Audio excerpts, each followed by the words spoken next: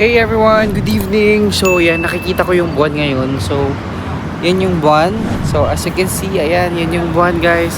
So titignan natin, itatry natin kung makukuha na natin siya ng maayos or makikita natin yung itsura ng buwan. So may nakita kasi ako sa Facebook na gamit niya yung iPhone 15 Pro Max and then binabaan lang niya yung setting and then nakuhanan niya yung moon. So try natin yan.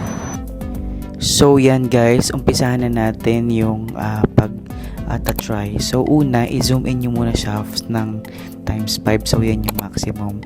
And then gagawin nyo is i-lower nyo lang yung exposure at saka yung brightness.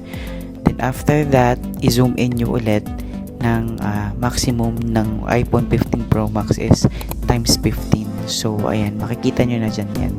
So kapag binabaan nyo na yung brightness and exposure, once i-zoom in nyo siya sa times 15, makikita nyo agad yung changes. And then kapag bumabalik siya sa dati or tumataas yung brightness, kasi pag matatapat yung sa buwan na maliwanag, babalik yan tapos lalabo, and then ibaba nyo lang ulit yung brightness so you can see the details again. O diba? Ayan na yun. O like that. Ibaba nyo lang yung brightness na yan. O diba?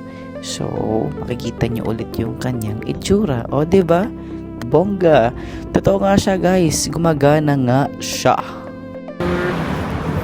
So wala. Gumagana nga siya. So gawin nyo din yun guys. Bye! I'll see you again on my next vlog. Bye-bye!